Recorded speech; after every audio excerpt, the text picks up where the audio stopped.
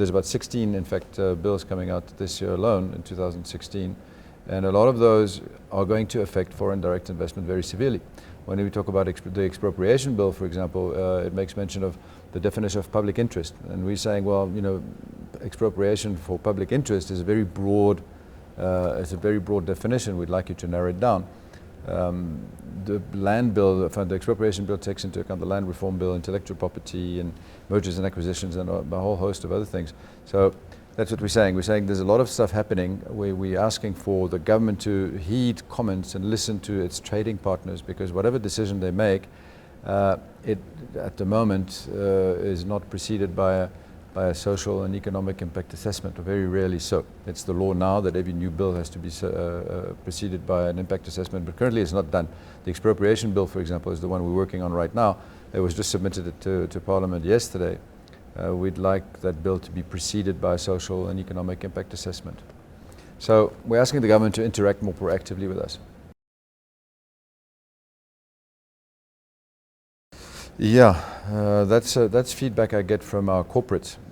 European business has been heavily invested here for many, many years. We take companies like Siemens that have been here for 150 years. A lot of the bilateral chambers of commerce have been here for 30, 40, 50 years and have been, you know, present, active, invested, trained, and contributed to developing skills and transferring knowledge, and in that process playing by the rules, the very new rules, in fact, post-apartheid rules of investment, and abided by that. The set of incentives that was displayed by South Africa, I would say, post-apartheid was, well, come and help us rebuild the country, which was, I think that's a challenge that the European business took up and did. But the conditions were very different from what they're becoming now. The conditions were, the black empowerment factor was very important and relevant, and everybody played the game, I think. The consensus is that we have committed to South Africa as investors. We have established ourselves in the forms of factories. I go back to the automotive sector because it's a good example. There's a lot of brick and mortar. There's a lot of stuff that's being manufactured here.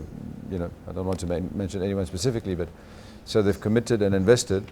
And yet, 20 years later, when the bilateral investment treaties were no longer enforced, the rules of the game have changed. So all of a sudden, from having invested, you know, heavily, our set of rules, particularly when it comes to BE, has been changed. So we've got in our scorecard, as you know, not all sector codes are out yet, but within the scorecard, that's 51% local ownership has become mandatory for a company to become a level 2. We have a lot of companies who've invested millions in becoming a level 2, and just by one flick of the switch, by changing that little component in the scorecard, from 25.1, I think it was, or 25.6 to 51 is a huge jump. And that affects the whole investment scene.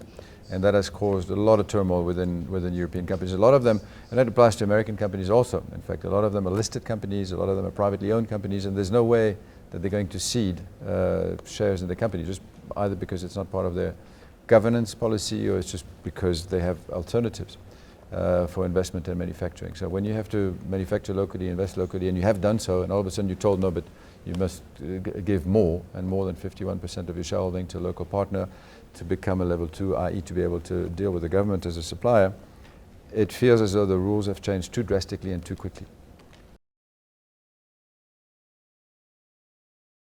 If there's no talk of divestment just yet, there's certainly talk of no further investment.